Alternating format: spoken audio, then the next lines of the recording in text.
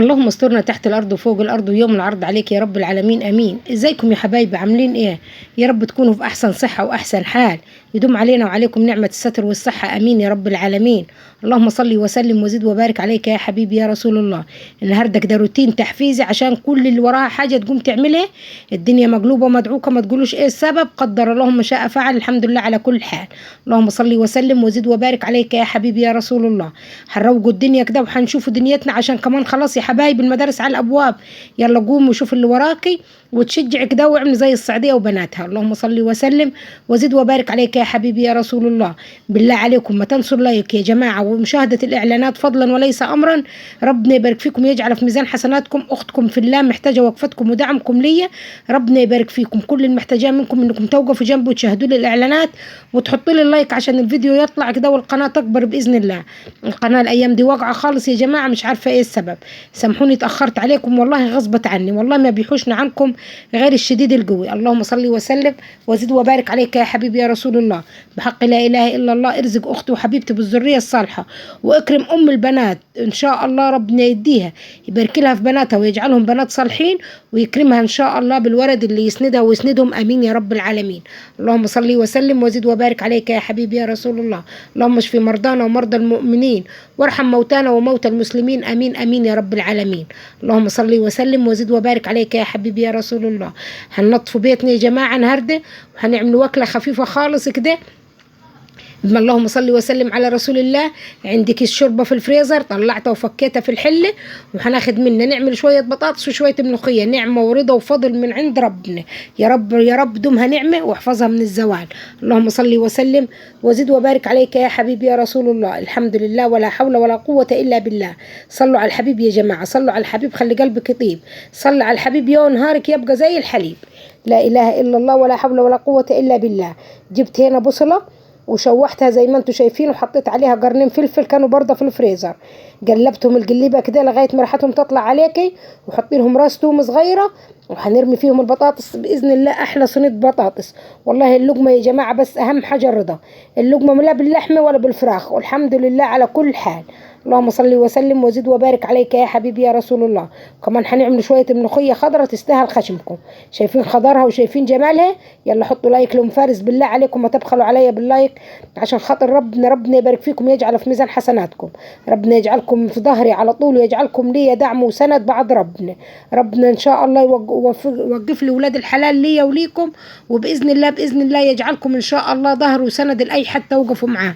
ربنا يبارك فيكم اخواتي وحبايبي، ربنا يديكم الصحه وطولة العمر، امين يا رب العالمين. يلا صلنا على الحبيب، اللي ما صلتش على الحبيب تصلي على الحبيب، وتقوم تشوف اللي وراها بعد ما تشوف الفيديو ده، وتحط لي لايك وتكتب لي كلمه حلوه تجبر بخاطري انا وبناتي. اللهم صل وسلم وزد وبارك عليك يا حبيبي يا رسول الله. سامحوني غصبت عني التأخير، والله الدنيا مش مظبوطة، بس نقولوا الحمد لله، قدر الله ما شاء فعل. انا قلت مش هنتكلم معاكم في اي مشاكل، هنشوفوا روتيننا ونشوفوا يومنا، وانتوا هتحطوا لي اللايك وهتشاهدوا لي الاعلانات عشان انتوا حبايبي واخواتي اللي هتوقفوا في ظهري، وهترفعوا القناة دي عشان تبقى لي داخل انا وبنتتي. اللهم صل وسلم وزد وبارك عليك يا حبيبي يا رسول الله. الف مليون شكر لكل اللي هيوقف معايا بكلمة، اللي هيحط لي في تشكرات، اللي هيدور عليا انا وبنتي على الواتس. ربنا يبارك فيكم ويدومكم في حياتي نعمه. الف مليون شكر اللي شايل همي وهم بناتي وهيدوروا علينا. ربنا يبارك فيكم ويدومكم نعمه في حياتنا، امين يا رب العالمين. اللهم صل وسلم وزد وبارك عليك يا حبيبي يا رسول الله. شايفين حبايب الملوخيه لازم تطلع الريمه دي. الريمه دي هي اللي هتخلي الملوخيه تكحل، او تكحل يعني تسود. عندنا في الصعيد نقولوا تكحل يا حبايبي. خلاص الريمه دي لازم كده كل ما بتقلبي شوفوا بتطلع. انا بنحب نضرب الملوخيه كده بالمضرب كده، المضرب السلك ده، عشان هو اللي بنحسه بيفككها يعني. صلى على الحبيب خلي قلبك يطيب. لازم الريمه دي تطلع عشان ملوخيتك تبقى خضره ومزهزه وبسم الله ما شاء الله زي العسل. والله يا جماعه لا باللحمه ولا بالفراخ، والله كان يوم زي العسل. وحمرت لهم كمان حبايه رز، الوكل ده خد معانا يومين. الحمد لله على كل حال يا رب. اللهم دومها نعمه نعمة. اللهم صل وسلم وزد وبارك عليك يا حبيبي يا رسول الله. بصراحة الطبيخ في البيت بيلم مع العيال أحسن ما تقعدي تجيبي فول وتجيبي مثلا تقلي بطاطس، الناس مش حاملة والدنيا يعني الحمد لله على كل حال يا رب. يلا صلوا على الحبيب، صلوا على الحبيب. اللهم صل وسلم وزد وبارك عليك يا حبيبي يا رسول الله. اللهم صل وسلم وزد وبارك عليك يا حبيبي يا رسول الله. صلاة طيبة. الحمد لله ولا حول ولا قوة إلا بالله. ودي كمان صورة البطاطس عند طماطميتين، ما تقولش يا مفارس الطماطم قليلة، مش مشكلة، المهم لونتها ودتها لون. الطماطم غالية يا حبايبي ب25 جنيه. الحمد لله ولا حول ولا قوة إلا بالله. هنخليها تغلي كده وهنغطيها وهنطش الملوخية، وبعد كده عبال ما البيت يخلصن البيت يكون أنا عملت لهم أحلى غدا إن شاء الله. الحمد لله ولا حول ولا قوة إلا بالله. اللهم صل وسلم وزد وبارك عليك يا حبيبي يا رسول الله. بصي الريمة دي هي لازم تشيليها قبل ما تطشي، قبل ما تعمل الطشة الملوخية. والله دي سر يا جماعة من أسرار الملوخية، تبقى مزهزها معاك وخضرة الآخر سحم فيها. اللهم صل وسلم وزد وبارك عليك يا حبيبي يا رسول الله. مت حيروقوا الدنيا المكركبة المدعوكة دي والحمد لله على كل حال. اللهم صل وسلم وزد وبارك عليك يا حبيبي يا رسول الله. هن لسه رجعت من الدرس والله، عشان كده اليوم ده كان غسيل وطبيخ وتنظيف والحمد لله على كل حال. ده حالنا ودي عيشتنا. يا رب ما تزهقوش منينا كده وتستمروا معايا، ربنا يبارك فيكم ويدومكم في حياتي نعمة. الحمد لله حمدا كثيرا طيبا مباركا فيه. لا إله إلا الله ولا حول ولا قوة إلا بالله. سبحان الله وبحمده سبحان الله العظيم. يلا صلوا على الحبيب يا جماعة، صلوا على الحبيب. الفرشة النبيتي دي أنا خدتها معايا في الغسيل عشان مليكة لما كلت كبت عليها مية، فأنا خدتها غسلتها. الكنبتين قاعدين مفروشين وهي أول ما تنشف هنجيبوها برضه ونفرشوها. الحمد لله. صلوا على الحبيب يا جماعة، صلوا على الحبيب. بعد ما خلصت الطبيخ أنا علقت على الغسيل، وكان في عندي شوية خلق غسلتهم. أنا غسلت الخلقات وهن نضفا وروقا زي كده، وهتشوفوا معايا ودخلا على المطبخ بصراحة ما خلوش حاجة والله. اللهم صل وسلم وزد وبارك عليك يا حبيبي يا رسول الله. لا إله إلا أنت سبحانك إني كنت من الظالمين. بإذن الله بإذن الله كمان عايزاكم تروحوا القناة التانية باب رزق الأم البنات، توقفوا جنبي وتحطوا لي اللايك وتشاهدوا الفيديوهات يا جماعة. معلش أخلي القناة التانية كمان تتفعل، لسه مشوارها طويل جوه جوه جوه، فأنا عايزاكم تسندوني وتوقفوا في ظهري كده، وربنا يبارك فيكم ويكرمكم، وتحاولوا على قد ما تقدروا يا جماعة تنشروا لي القناة. خلي ربنا يكرمنا إن شاء الله ويجعل لنا منها سبب رزق ومدخل رزق حلال طيب للبنت دي. اللهم صل وسلم وزد وبارك عليك يا حبيبي يا رسول الله. المدارس كل سنة وانتم طيبين، خلاص الأسبوع الجاي والله أختكم لسه عليا التزامات كتيرة، فعايزة وقفتكم جنبي يا جماعة باللايك وبمشاهدة الإعلانات. اللايك يا حبايبي مش هيفرق معاكم انتوا، هيفرق معايا أنا جوه في رفع القناة. الحمد لله ولا حول ولا قوة إلا بالله. يلا مليكة هتقول لكم باي باي وحطوا له لايك. اللهم صل وسلم وزد وبارك عليك يا حبيبي يا رسول الله. لا حول ولا قوة إلا بالله العلي العظيم. هيقلوا الفرشة دي بنتها وهينظفوها، بس مش هيغسلوها بصراحة لأن لسه غسلينها أول امبارح.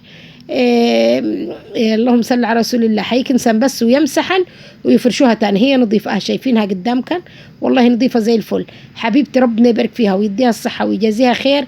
اللي هتقول لي السجادة عايزة تتغسل من ورا، يا حبيبتي أنا دي جايباها مستعملة، فشكلها المكان اللي كانت فيه كانوا لازقينها لزق في الأرض، فدي مادة اللزق يعني دي استحالة تطلع. شايفينها ده مش ظبط يا حبايبي ولا حاجة، دي مادة اللزق اللي كانت ملزوقة فيها في الأرض. اللهم صل وسلم وزد وبارك عليك يا حبيبي يا رسول الله. وحبيبتي وحبيبة قلبي واختي وربنا يبارك فيها ويديها في ميزان حسناتها. اللي هتقول لي يوم فارس بيتك نظيف بس مكركب، والله يا حبيبتي الكركبة دي غصبت عني يا جماعة. في حاجات كتير انا مش عارفة نتكلم فيها ولا نقولكم عليها. انا ما نقدرش نتصرف في اي حاجة في البيت قديمة ولا نبيعها ولا نطلعها، انا مش بايدي الموضوع ده. فالكركبة احنا على قد ما بنقدر وبنحاول نروقه وبنقله ونمسحه تحتها وننظفه ونرجعوها تاني. الحمد لله على كل حال، وإن شاء الله ربنا يغير حال من حال. اللهم صل وسلم وزد وبارك عليك يا حبيبي يا رسول الله. لا إله إلا أنت سبحانك إني كنت من الظالمين. أنا نجيب جديد أيوة، لكن نقدرش نبيع حاجة قديمة في البيت ولا نتصرف في أي حاجة. لكن لو جبت جديد عادي، لكن القديم ده أو أي حاجة في البيت ما نقدرش نتصرف فيها. وسامحوني ومعلش مش هنقدر نفسر أكتر من كده. ربنا يبارك فيكم ويدومكم في حياتي نعمة، إخواتي وحبايبي وبنتتي اللي شرفوني ونوروني وسانديني وواقفين معايا وهيسألوا عليا وعلى بنتي، وربنا يجعل في ميزان حسنات كل وحدة هتقول لي كلمة طيبة أو هتوقف جنبي أنا وبناتي.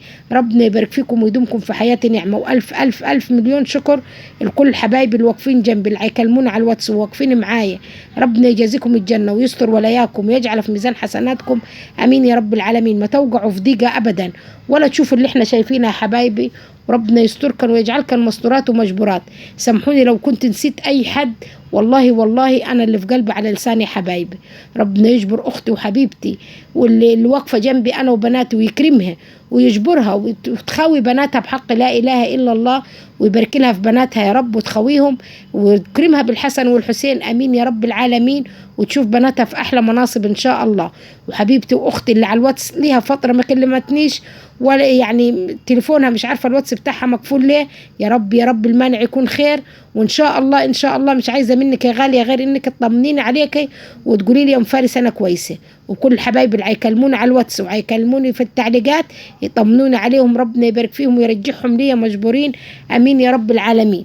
لو اي حد مشغول عن ام فارس يا ريت يطمني حتى بس بكلمه طيبه نسمع عنكم سمع خير يا رب. حبايبي واخواتي ربنا يبارك فيكم ويدومكم في حياتي نعمه.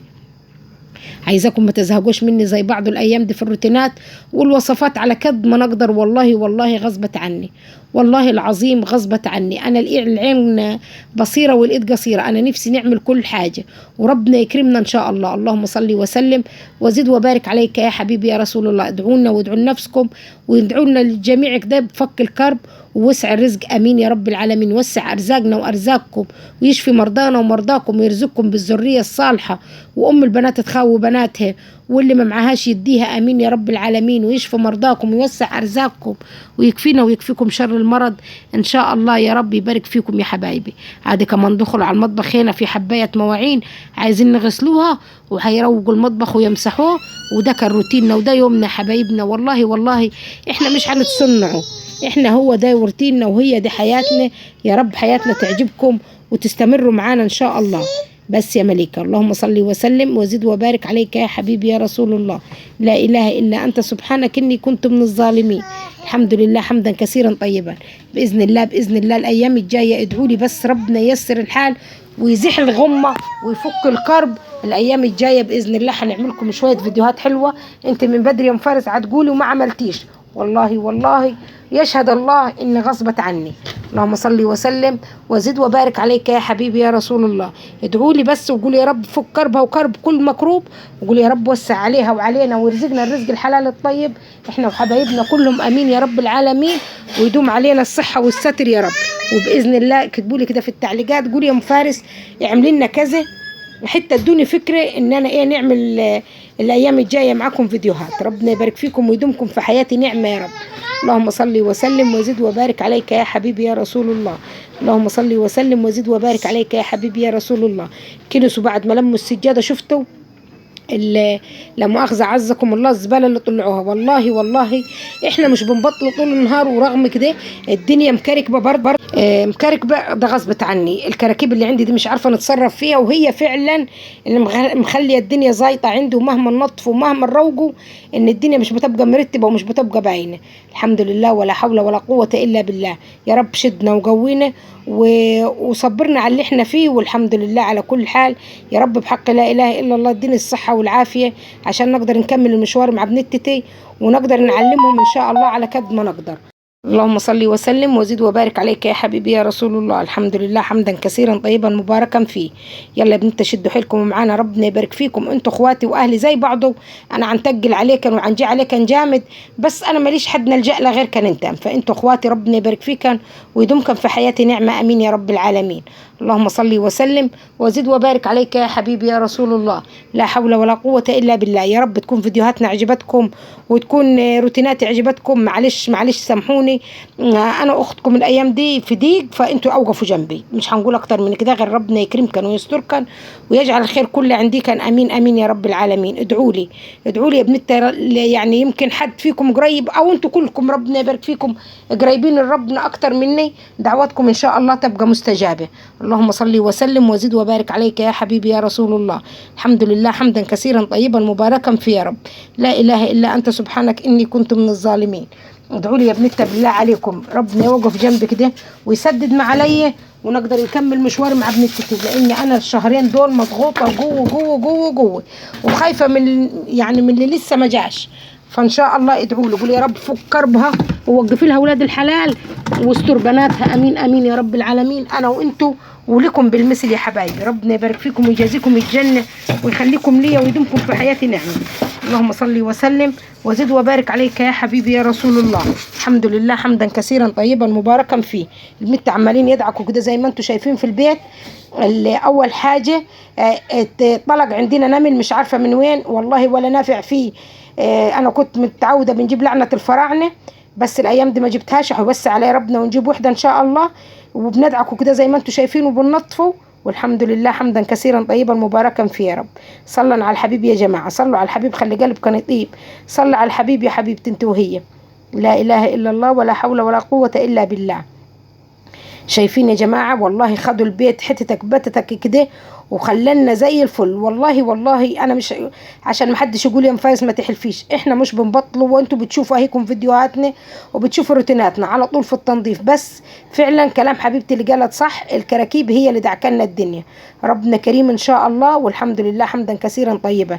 احنا على قد ما بنقدر وبنمسح تحت الكنب وبننظفه بس بنحطوها تاني. فالحمد لله ولا حول ولا قوة الا بالله. صدعتكم النهارده وكترت عليكم بس انا ماليش حد ان نحكي له اللي جوايا غيركم انتوا. الحمد لله ولا حول ولا قوه الا بالله. باذن الله يلا اكتبوا لي كده انزلا في التعليقات وقولوا يا ام فارس احنا معاكي، لو وصلتوا معايا لغايه هنا قولوا يا ام فارس احنا معاكي وهنكمل المشوار معاكي انتوا وبناتك ان شاء الله. فعايزاكم تكتبوا لي باذن الله باذن الله اعملي لنا وصفات كذا وكذا. اللي هينزل في التعليقات ويكتب كده هنعرف ان هو تابع الفيديو لغايه هنا. اول ما يكتب لي احنا معاك يا ام فارس وكمل مشوارك وربنا يكمل لك مشوارك انت وبناتك على خير. اللهم صل وسلم وزد وبارك عليك يا حبيبي يا رسول الله. زي ما انتم شايفين كده هيخلصوا الدنيا ويمسحوا ويفرشوا ونوريكم. ادي الابله مليكه لسه متسبحه وطالعه لسه عسل رحوش الكنوشه هنيتها. شايفين هتقولكم ايه؟ اعملوا لايك. مش عارفه ايه العلامه اللي هتعملها دي. اللهم صل وسلم وزد وبارك عليك يا حبيبي يا رسول الله. بصوا الحلاوه والجمال والله العظيم يا ربنا يديهن الصحه ويبارك فيهن. يلا كتبوا لنا ايه رايكم في روتيننا وايه رايكم في بيتنا وكتبوا لنا باذن غير ما حد يتريق بالله عليكم ولا يقول كلمه توجعنا. وكتبوا لنا الايام الجايه عايزين تشوفوا ايه فيديوهات.